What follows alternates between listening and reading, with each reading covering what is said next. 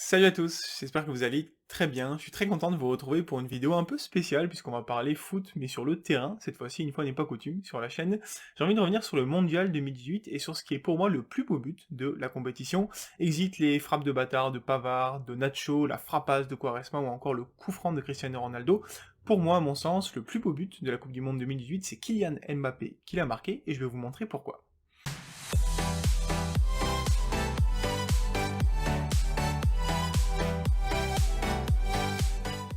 Allez, avant toute chose, un petit peu de contexte, on est le 30 juin 2018, la France rencontre l'Argentine en huitième de finale, et les deux équipes se rendent coup pour coup. Les Bleus ont ouvert la marque assez rapidement dans le match, mais l'Argentine est revenue, et même passée devant, 2-1, avant que la France, via Pavard, et puis une première fois Kylian Mbappé, ne marque 2 buts et reprenne l'avantage, 3-2.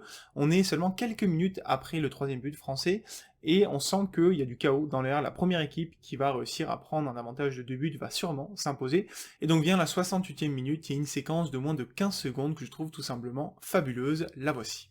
Le but pas de Messi, mais le but dévié sur la frappe de Messi de Mercado.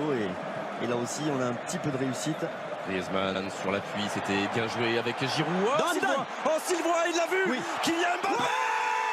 Kylian Mbappé, il l'a vu. Ça fait 4 et ça fait peut-être un quart de finale pour l'équipe de France. Ce but, je le trouve exceptionnel parce qu'en fait, en seulement 12 secondes, 9 touches de balle, dont 5 passes, le ballon passe des pieds du Goloris, le gardien français, au but de l'Argentine, tout simplement, dans une action qui au début est une attaque placée et qui se termine presque comme si c'était une contre-attaque tellement elle a été rapide, et je vous propose de regarder un petit peu tout ce qui se passe dans cette action maintenant. Donc ça part de derrière avec Loris qui reçoit une passe, qui contrôle la balle et qui est pressé par Messi mais qui est tout seul, donc c'est un pressing qui est un petit peu inutile, puisque Loris va trouver assez facilement Kanté au centre de sa défense, donc ça fait une touche de balle. Agüero peut rien faire pour le pressing et donc il suit le ballon, on a déjà deux joueurs argentins éliminés.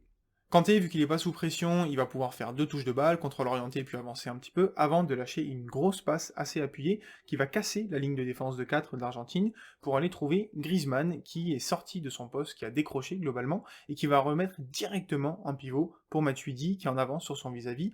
Donc ça fait une touche pour Griezmann, et en fait ça a deux énormes avantages, c'est que Matuidi, il est directement servi dans la course et dans le sens du jeu, et du coup le vis-à-vis de Griezmann également est éliminé, et donc en 7 secondes et 5 touches de balle, on est à la moitié du terrain, 7 joueurs argentins sont éliminés, c'est du 4 contre 3 pour l'attaque française. Matuidi va être très intelligent aussi, puisqu'il va faire seulement une touche de balle avant de faire une passe en profondeur à Giroud entre les deux défenseurs argentins. Pour Tagliafico, qui est à gauche de la défense, eh bien il se retrouve seul face à trois joueurs, Giroud, Mbappé, mais aussi Griezmann, qui est déjà revenu à grandes enjambées.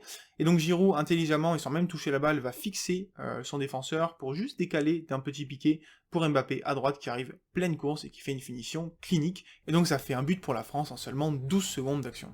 Cette action, je la trouve notamment incroyable pour le changement de rythme qu'il va y avoir au niveau de la vitesse du ballon, puisqu'on passe d'un temps faible entre Loris et Kanté, à un temps très rapide pour le ballon, avec Kanté qui fait la passe pour Griezmann, puis ce pivot qui est hyper bien utilisé, et en quelques passes, on se retrouve devant les buts argentins.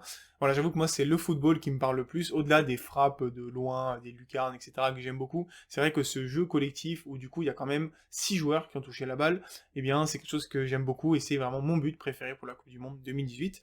Voilà ce que je voulais vous dire sur cette vidéo, j'espère qu'elle vous aura plu, on est un petit peu sur un format différent, puisque je parle vraiment de terrain pour le coup de tactique, j'ai pas trop l'habitude de faire ça. Si ça vous a plu, bien n'hésitez pas à me le dire en commentaire, je reproduirai peut-être ce genre de format. N'hésitez pas aussi à liker la vidéo, la partager, pourquoi pas vous abonner à la chaîne, c'est le mieux que vous puissiez faire pour m'aider. Je vous pose une petite question, est-ce que pour vous, du coup, ce but, à la lumière de ces explications, il est le plus beau de la Coupe du Monde 2018? Et si c'est pas le plus beau, quel est le plus beau but de la Coupe du Monde pour vous? Répondez-moi en commentaire, et puis je vous dis à très bientôt pour parler foot. Ciao ciao tout le monde.